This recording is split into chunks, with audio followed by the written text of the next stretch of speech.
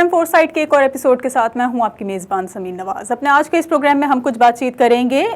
دنیا میں ہونے والے تجارتی معاملات کے حوالے سے۔ ہم بڑے ممالک کا ذکر کرنا چاہیں گے جو آپس میں بڑے پیمانے پر اختلافات کے باوجود، سیاسی رنجشوں چپقلشوں کے باوجود آپس کے تجارتی معاملات کو متاثر نہیں کرنا چاہتے، اور وہ یہ نہیں چاہتے کہ ان کا ٹریڈ ان کی سیاست کی نظر ہو۔ ہم اگر بات کریں امریکہ اور چائنا کی، بات کی جائے اگر چائنا اور انڈیا کی، بات کی جائے اسی طرح اور دیگر تمام تر ممالک کی، تو وہ اپنے آپس کی رنجشوں اور اختلافات کو پس پشت ڈال دیتے ہیں اور اپنے تجارتی معاملات کو سر فہرست رکھتے ہیں۔ جبکہ اگر ہم ایشیائی خطے کی بات کرتے ہیں تو ایک بہت بڑا مسئلہ اس وقت ہمیں پاکستان اور بھارت کے درمیان نظر آتا ہے۔ گزشتہ کچھ دنوں میں کچھ اس طرح کی ڈیولپمنٹ دیکھی گئی کہ شاید پاکستان بھارت کے ساتھ تجارتی معاملات کو دوبارہ شروع کرنے پر غور کر رہا ہے یا اس کو فروغ دینا چاہتا ہے، لیکن جس طرح اپوزیشن کی طرف سے اور جس طرح اور دیگر پلیٹ فارمز کی جانب سے پاکستان کے اس عمل کو ناپسندیدگی کی نظر سے دیکھا گیا اور مسئلہ کشمیر کو اجاگر کرتے ہوئے یہ کہنے کی کوشش کی گئی کہ جب تک مسئلہ کشمیر حل نہیں ہو جاتا بھارت کے ساتھ کسی قسم کی ٹریڈ نہیں ہو سکتی، کوئی تجارت نہیں ہو سکتی۔ تو کیا پاکستان کے لیے مستقبل میں مسئلہ کشمیر کے حل تک بھارت کے ساتھ تجارت ممنوع رہے گی؟ یہ سلسلہ منقطع رہے گا؟ پاکستان کو اس سے کیا نقصان ہے، کیا فوائد ہیں؟ اس پر کچھ بات چیت کریں گے۔ ساتھ ساتھ بات کریں گے امریکہ اور چائنا کے درمیان ایک بڑی جنگ کے باوجود ہونے والی تجارت کے حوالے سے کہ دنیا کی سب سے بڑی ٹریڈ اس وقت امریکہ اور چائنا کے درمیان جاری ہے، اور دنیا کی سب سے بڑی جو جنگ ہے وہ بھی اس وقت امریکہ اور چائنا کے درمیان ہی جاری ہے، لیکن اس جنگ کو اس ٹریڈ کے اوپر حاوی نہیں ہونے دیا جا رہا، اور اس تجارت کے ذریعے دونوں ممالک اپنے ملکوں کو مضبوط کرنے کے لیے کوششوں میں مصروف عمل نظر آتے ہیں۔ یہ اتنا فرق کیوں ہے، کیا اس کی وجوہات ہیں اور کیا ہونا چاہیے؟ اس پر بات چیت کرنے کے لیے ہمارے ساتھ موجود ہوں گے سینئر صحافی اور تجزیہ کار مسعود عبدالی، ہمیں جوائن کریں گے۔ ان سے گفتگو کا باقاعدہ آغاز کریں گے، لیکن ایک بریک کے بعد۔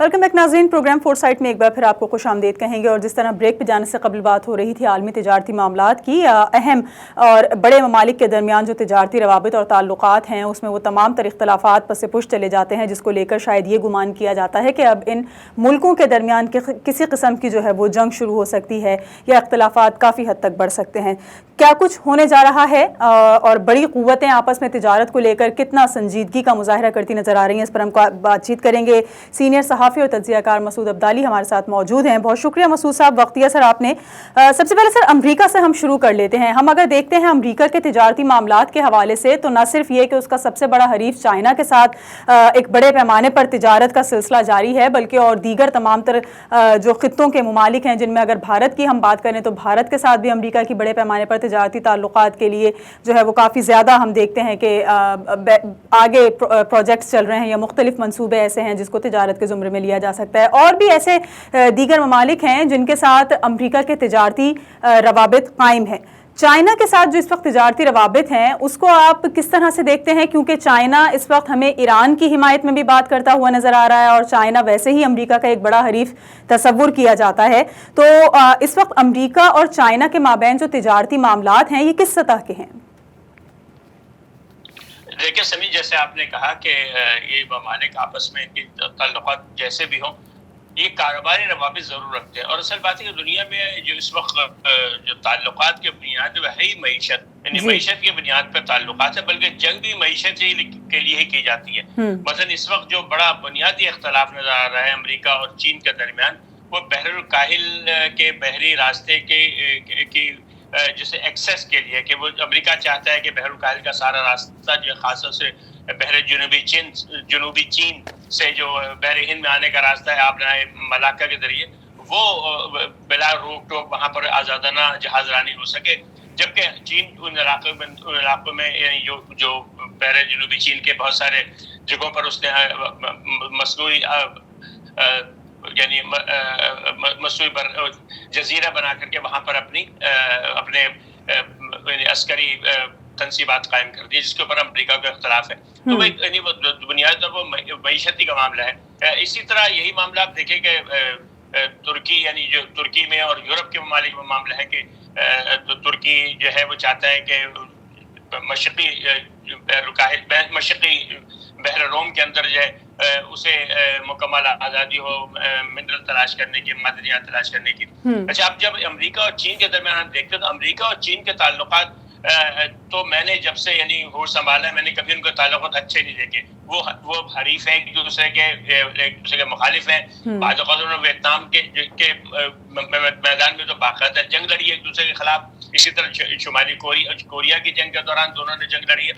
لیکن کبھی بھی ایک دن بھی ان کے درمیان تجارتی تعلقات کبھی منقطع نہیں ہوئے. آپ کو یاد ہوگا کہ 4 سال پہلے جب ٹرمپ صاحب حکومت میں آئے تھے انہوں نے بڑی پابندیاں لگائی. آپ نے دیکھا ہوگا کہ انہوں نے محصولات عائد کیے. امریکہ میں جو کام کرنے والی کمپنی تھی علی بابا، چینی کمپنی جو تھی یہاں کام کرنے والی، اس پہ پابندیاں لگائی. ان کی کئی ٹیلی فون کمپنیز تھیں، بلکہ ان کے ایگزیکٹو کو جیل بھجوایا کینیڈا میں. لیکن اس کے باوجود ان کی تجارت کم نہیں ہوئی. جیسا میں نے ایک بار پہلے آپ کے پروگرام میں عرض کیا تھا کہ ان کے درمیان تجارت کا حجم کو $600 ارب ہے. یہ دنیا میں اتنی بڑی تجارت دو ملکوں کے درمیان کہیں بھی نہیں ہوتی. اور اس پر بڑا یعنی اس کا توازن چین کے حق میں ہے کہ چین تقریباً 450 یا 500 ارب ڈالر کا سامان برآمد کرتا ہے امریکہ کو. اور امریکہ کے جو کنزیومر مارکیٹ ہے، امریکہ کے شاپنگ سینٹرز ہیں، امریکہ کے بازاروں میں آپ جائیں، جتنی عام استعمال کی چیزیں وہ ساری میڈ ان چائنا ہے. تو یعنی اس پابندی کے باوجود اس میں کوئی فرق نہیں پڑا. 4 سال کے دوران بڑی پابندیاں لگائی ٹرمپ صاحب نے، لیکن امریکی بازار ابھی بھی میڈ ان چائنا سامان سے بھرے ہوئے. اس وقت جو مسئلہ ہے وہ یہ ہے کہ بائیڈن صاحب جو ہیں چونکہ یہ روایتی امریکی سیاستدان ہیں اور ان کے یعنی انہوں نے آپ کو معلوم ہے 4 ممالک کو انہوں نے اپنا مخالف قرار دیا ہوا ہے، جس میں چین، روس، شمالی کوریا اور ایران. یعنی یہ امریکہ کے سرکاری دشمن ہیں. امریکہ ان کو دشمن تصور کرتا ہے. اب جو ہے وہ وینزویلا کو بھی انہوں نے ایک چھوٹا 5واں دشمن بنا دیا کہ وہ اتنا بڑا دشمن نہیں، 4 ان کے بڑے دشمن ہیں. لیکن ان سب کے ساتھ آپ دیکھیں ان کے تعلقات ہیں. یعنی روس سے بھی تجارتی مراسم ہیں امریکہ کے، چین سے تو بہت زبردست مراسم ہے. اور چین اتنا بڑا ملک ہے، اتنا بڑا صنعتکار ملک ہے، اتنی زیادہ اس کی پیداوار ہے کہ اس سے لڑ کے کوئی ملک نہیں رہ سکتا. تو اس لیے یعنی جو آپ نے پہلے بھی کہا کہ تجارتی مراسم اور سیاسی مراسم اور سیاسی اختلافات اور عسکری عزائم ایک دوسرے کے خلاف، یہ سب اپنی جگہ، لیکن تجارتی جو تعلقات ہیں وہ قائم رہتے ہیں. اور اس میں معاملے میں بعض اوقات یہ ہوتا ہے کہ بڑی دلچسپ صورتحال، مثلاً آپ کو پتا ہوگا کہ جب ترکی نے روسی سسٹم یعنی جو میزائل جو S-400 ڈیفنس بالکل ڈیفنس سسٹم S-400 خریدا، تو امریکہ نے اس پر پابندی لگا دی اور یہ کہا کہ وہ F-35 جو ان کے جدید ترین بمبار تیار ہیں وہ نہیں دے گا ترکی کو. لیکن مزہ یہ ہے کہ اس جو طیارہ ہے F-35 اس کا جو آہنی شیل ہے، یعنی جو خود ہے اوپر جو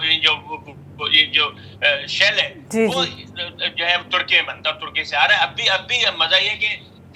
ترکی جو ہے F-35 تو نہیں خرید سکتا، لیکن F-35 خریدنے کے لیے جو شیل ہے، آہنی کی شیل جو ہے فولاد کا، وہ تیار کر کے ترکی سے ہی بھیجے جا رہے ہیں، وہ امریکہ آ رہی ہے. تو تجارتی تعلقات اور سیاسی تعلقات یہ بالکل الگ چیز ہے. یعنی سارے اختلافات اپنی جگہ، بلکہ بعض اوقات سرحدی جنگ بھی ہوتی رہتی ہے، لیکن تجارت جو ہے وہ بحال رہتی ہے. اس لیے میرا خیال ہے کہ بنیادی طور پر جو تجارتی مراسم ہے وہ اس کی ڈائنامک بالکل الگ ہے سیاسی مراسم سے. صحیح. لیکن یہ جس طرح آپ نے بات کی، کافی دلچسپ سچویشن جب ہو جاتی ہے کہ جب آپ ایک چیز ان کو فراہم نہیں کرے لیکن اس سے ریلیٹڈ دوسری چیز وہی ملک آپ کو تیار کر کے بھیج رہا ہے، تو آخر یہ کیسے ممکن ہو پاتا ہے کہ اتنی بڑی طاقتیں، اتنی بڑی قوتیں آپس میں سنگین اختلافات رکھنے کے باوجود ایک دوسرے کے ساتھ تجارتی مراسم جو ہے وہ منقطع نہیں کرنا چاہتی ہیں، اور جو تجارتی سلسلہ جاری ہے اس میں کسی طرح کا تعطل برداشت نہیں کر سکتے؟ تو جو ہم بات کرتے ہیں کہ کسی ملک کا انحصار جو ہے وہ دراصل اس کی معیشت پہ ہوتا ہے، اس کی تجارت پر ہوتا ہے، پھر ایک بڑا ملک کسی دوسرے ملک سے دشمنی رکھتے ہوئے اس کو تجارتی سطح پر کیوں نہیں نقصان پہنچانا چاہتا؟ نہیں تجارتی طور پر نقصان پہنچانا چاہتے ہیں، لیکن یہاں پر جو ان کا فائدہ مثال کے طور پر جیسے میں دوبارہ اس مثال پہ ہوں F-35 کی، جب F-35 جب پابندی لگی،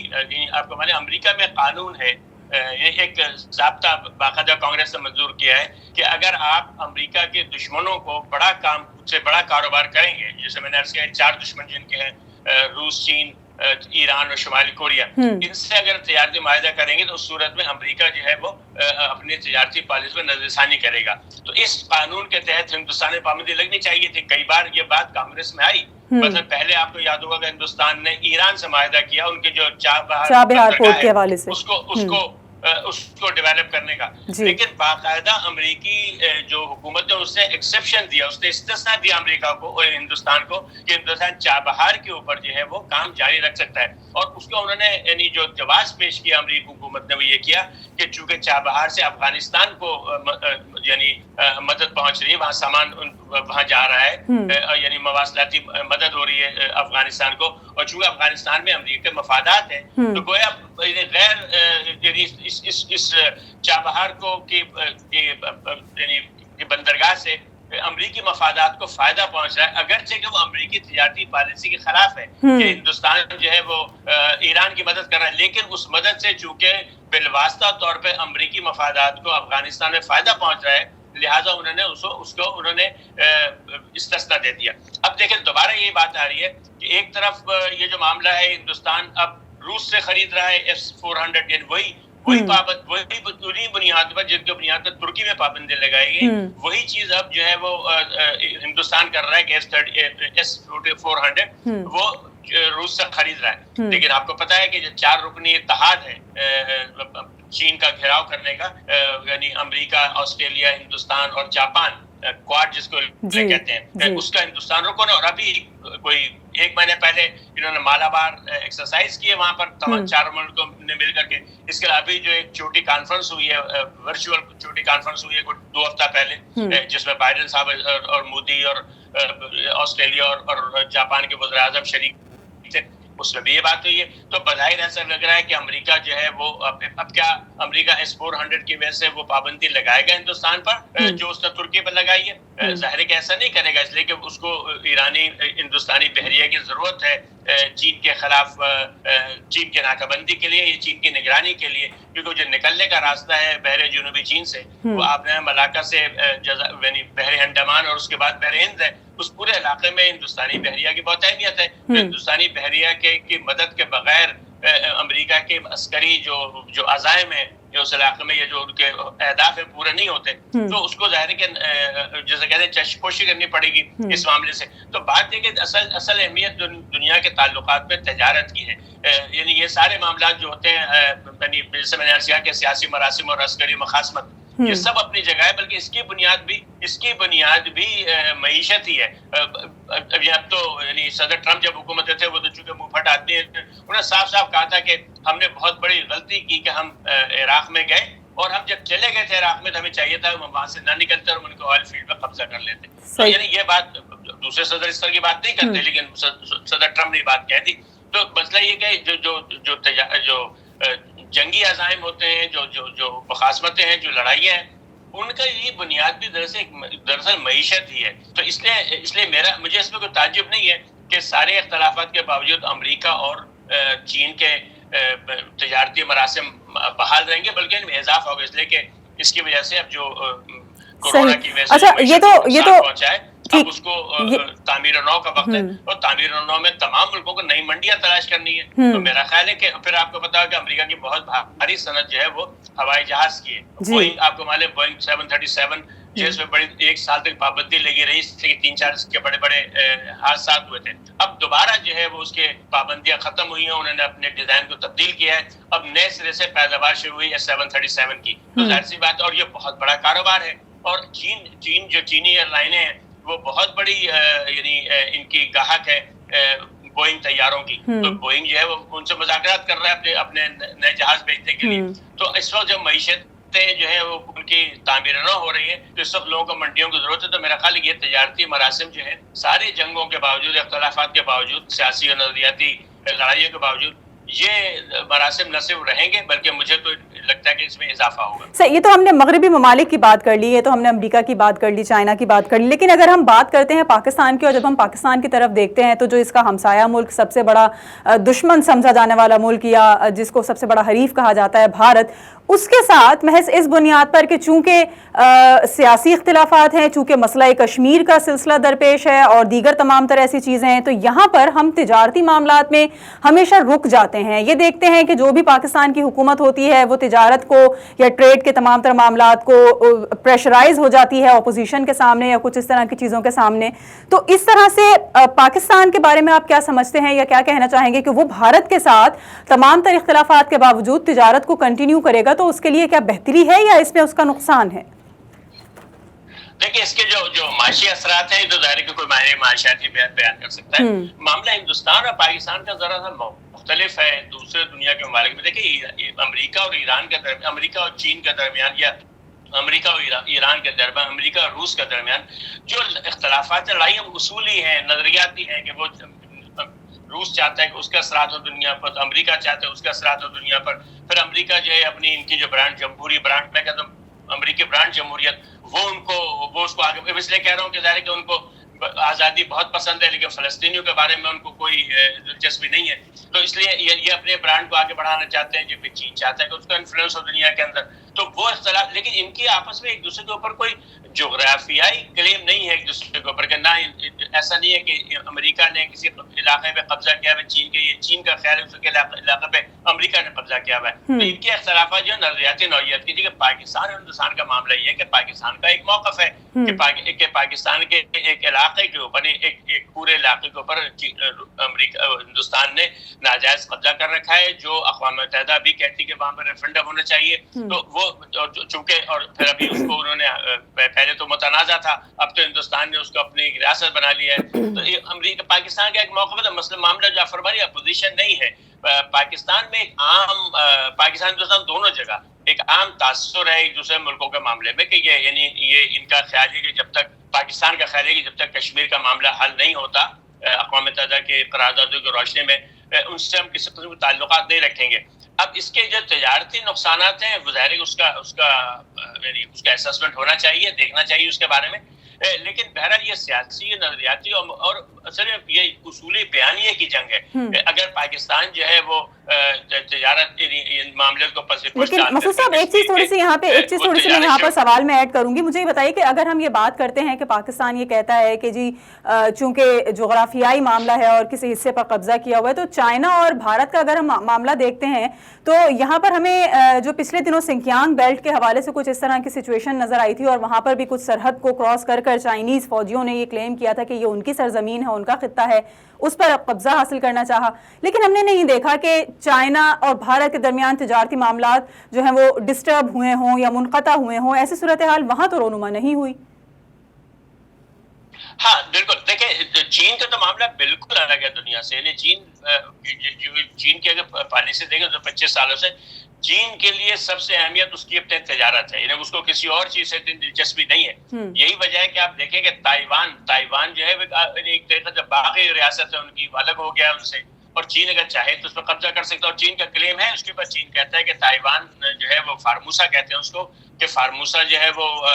چین کا حصہ ہے. اور چین کو اس بات میں سخت اختلاف ہے کہ انہوں نے اپنا نام جو ہے ریپبلک آف چائنا رکھا ہوا ہے. یعنی بلکہ وہ اس کے اوپر تو آپ کہہ لیں ون چائنا, تو ان کی اصولی پالیسی ہے کہ جو ملک, اسی لیے وہ تائیوان کہتے ہیں کہ جو ملک ان کو ریپبلک آف چائنا کہے گا اس ملک کے ساتھ وہ تعلقات, یعنی ان کو لیے خاصی مشکل ہوتی ہے. تو جب ٹرمپ صاحب نے ستانے کے لیے ایک بار جو ہے وہ کہہ دیا تھا کہ ہم جو ہے ریپبلک آف چائنا سے, اب ہم جو ہے ریپبلک آف چائنا سے تعلقات بڑھائیں گے, تو اس پر بہت سخت اعتراض آیا تھا چین کا. تو چین کا, لیکن اس کے باوجود, ان سب کے باوجود چین جو ہے وہ اس کے لیے چونکہ تجارت بہت اہم ہے, وہ تو کسی بھی ملک سے بڑی لڑائی مول نہیں لیتا. اب باقی پاکستان ہندوستان کے تعلقات, جیسے میں نے عرض کیا کہ یہ بڑا حساس موضوع ہے, اور پاکستان ہندوستان کے درمیان دونوں طرف سے خاصے یعنی جذباتی نقطہ نظر. پھر ایک اور بات جو بعض پاکستان کے لوگ کہتے ہیں, پاکستان کے جو عناصر, یعنی جو ہندوستان مخالف عناصر ہیں, ان کا کہنا ہے کہ بہت فرق ہے ہندوستان اور پاکستان کے حجم میں. یہ برابر کے نہیں ہیں یہ دونوں ملک. اگر تجارت شروع ہوئی تو ہندوستان کی تجارت جو ہے وہ پھر یہ ہوگا کہ ہندوستان کی برآمدات پاکستان کی برآمدات سے بہت زیادہ ہوں گی اور اس میں جو توازن ادائیگی ہے وہ بہت زیادہ حق میں ہوگا ہندوستان کے, تو اس سے مزید جو ہے پاکستان کو نقصان پہنچ سکتا ہے. تو اب یہ وہ موضوع ہے جس کے اوپر پاکستان کی سیاسی قیادت کو سوچنا چاہیے, اور یہ کہ کیا اس کے نتیجے میں یعنی کیا وہ قیمت ہے جو ہم کشمیر کے لیے ادا کر رہے ہیں اپنے تجارتی نقصان کی شکل میں یا معاشی نقصان کی شکل میں, کیا وہ ہم قیمت ہمیں ادا کرنی چاہیے. لیکن میرا خیال یہ ہے کہ ایک چونکہ اس کے اوپر ایک اصولی بیانیہ ہے پاکستان کا, ایک اصولی موقف ہے پاکستان کا, اور پھر چونکہ وہ جیسے میں نے عرض کیا کہ ایک اور خوف جو پاکستانی تاجروں کا ہے وہ یہ ہے کہ بہت بڑا حجم کا فرق بہت زیادہ دونوں کے درمیان, تو صورت میں ان کا خیال یہ ہے کہ اگر آزادانہ تجارت شروع ہو گئی ہندوستان پاکستان کے بیچ میں تو پاکستان کی جو معیشت, جو پاکستان کی جو صنعت ہے وہ ویسے ہی بہت چھوٹی ہے, وہ بالکل جو ہے کچل کے رہ جائے گی اور بھارت اس کے اوپر حاوی ہو جائے گا. ٹھیک ہے, بریک لوں گی مسعود صاحب, بریک لوں گی یہاں پہ. بریک کے بعد واپس آئیں گے تو تھوڑا سا اب ہم عرب ممالک کے حوالے سے, عرب ریجن کی بھی بات چیت کریں گے. ایک بریک کے بعد ہمارے ساتھ رہیے.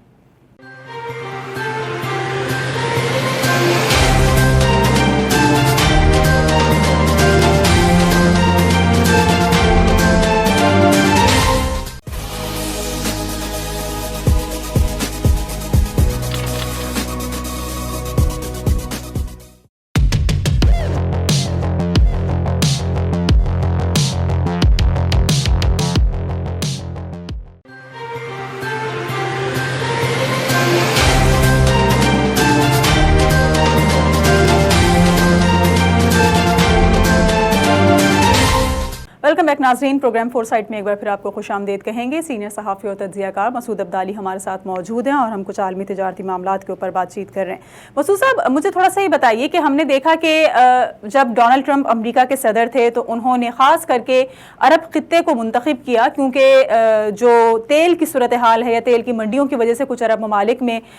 معیشت جو ہے وہ کافی حد تک متاثر ہے, تو انہوں نے شاید اس سوچ کو لے کر راغب کرنا چاہا ان ممالک کو کہ وہ اسرائیل کو تسلیم کریں اور اسرائیل کے ساتھ اپنے تجارتی اور سفارتی تعلقات کو بحال کرے تاکہ اپنے اس مسئلے پر قابو پایا جا سکے. اس وقت ہم نے سعودی عرب کو دیکھا کہ وہ اس میں ڈھکے چھپے الفاظ میں حمایت کرتا ہوا نظر آیا امریکہ کی اس بات کی, لیکن اب آج کھل کر جس طرح سے ایک بیان سامنے آیا ہے اور یہ کہا جا رہا ہے کہ اگر اسرائیل کی حیثیت کو تسلیم کرتے ہوئے سفارتی یا تجارتی مراسم بحال کیے جاتے ہیں, ایسے روابط کو قائم کیا جاتا ہے, تو شاید یہ کچھ بہتری کا اندیا ہوگا. کیا نظر آ رہا ہے آپ کو سعودی عرب کے حوالے سے اسرائیل کے معاملے پہ؟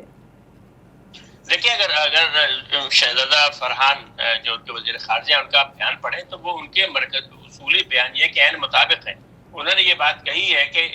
اسرائیل سے تعلقات میں سے مشرق وسطیٰ میں کی صورتحال بہتر ہوگی, یعنی مشرق وسطیٰ کے ممالک کا فائدہ ہے اگر اسرائیل سے سعودی عرب تعلقات بحال ہو جائیں. لیکن انہوں نے کہا کہ اسی صورت میں ہو سکتا ہے جب اسرائیل اور فلسطین کا مسئلہ جو ہے وہ اقوام متحدہ کے قراردادوں کی روشنی میں حل ہو جائے. تو یہ تو اصولی موقف پاکستان کا بھی ہے, یعنی پاکستان کو بھی اسرائیل کو تسلیم کرنے میں کوئی اعتراض نہیں ہے. یعنی بنیادی موقف 1947 کا پاکستان کا یہ موقف ہے کہ اگر فلسطین کا مسئلہ حل ہو جاتا ہے تو اسرائیل جیسے دوسرے دنیا کے ممالک ہیں ویسے ایک ملک ہے, اس سے ہمارے تعلقات ہو سکتے ہیں. تو ایسا نہیں, اس میں بھی میں نے کہا جو پہلے عرض کر رہا تھا, پاکستان ہندوستان کا جو معاملہ ہے نا نفسیاتی, یہی معاملہ عرب اسرائیل کا بھی ہے کہ ان کی جو عوامی جو رائے عامہ ہے وہ اسرائیل کو تسلیم کرنے کے تیار نہیں ہے جب تک فلسطین کا مسئلہ حل نہیں ہو جاتا. یہی وجہ ہے کہ اگرچہ کہ قریبی تعلقات ہیں, سب لوگ جانتے ہیں کہ خاص طور سے محمد بن سلمان اور اسرائیلی وزیر اعظم نیتن یاہو کے درمیان قریبی تعلقات ہیں, یہ فون پہ بات چیت ہوتی ہے, بلکہ دورہ بھی کر چکے ہیں ایک دوسرے کے ملکوں میں. یہ گئے تھے وہاں پر نوم سٹی جو انہوں نے نیا بنایا ہے سعودی عرب میں, وہاں اسرائیلی وزیر اعظم جو اس کی تردید کی بات ہے سعودی عرب نے, لیکن یہ تعلقات ہیں. لیکن ان کے ساتھ وہی مسئلہ ہے کہ عوامی سطح پر یہ ممکن نہیں ہے ان کے لیے کہ وہ اسرائیل کو تسلیم کر لیں جب تک انہیں خوف ہے. بلکہ انہوں نے آپ کو میں نے شاید پہلے عرض کیا تھا ایک پروگرام میں کہ ایک مصری نژاد یہودی بزنس مین ہے امریکہ میں, وہ ڈیموکریٹک پارٹی کے بڑے رہنما ہیں. انہوں نے یہ بات کہی تھی کوئی الیکشن مہم کے دوران, وہ بڑے زبردست حامی ہیں جو بائیڈن کے, کہ مجھ سے کہا اس نے شہزادہ محمد بن سلمان نے کہ اگر ہم نے اسرائیل کو تسلیم کیا تو ہمارے لوگ ہمیں قتل کر دیں گے. یعنی انہیں خوف اس بات کا کہ بہت بڑا ہنگامہ ہو جائے گا سعودی عرب میں. تو یہ جن ممالک تسلیم کیا ہے نا ابھی, یعنی بحرین نے اور متحدہ عرب امارات نے, یہ بڑے چھوٹے ملک ہیں اور اس میں ان کی مقام آبادی بہت کم ہے, غیر ملکی بہت زیادہ ہے. سعودی عرب جو ہے یعنی مشرق وسطیٰ کا سب سے بڑا مسلمان ملک ہے, وہاں یعنی آبادی بھی بڑی ہے, وہاں تعلیم بھی زیادہ ہے, نوجوانی کی جو تناسب ہے بہت زیادہ ہے سعودی آبادی میں, اور چونکہ اب انٹرنیٹ کی وجہ سے لوگوں کو یعنی آگاہی بھی ہے, تو وہاں مسئلہ یہی ہو رہا ہے کہ حکمران کی خواہش ہو, لیکن ایک نفسیاتی مسئلہ جو ہندوستان اور پاکستان کے اندر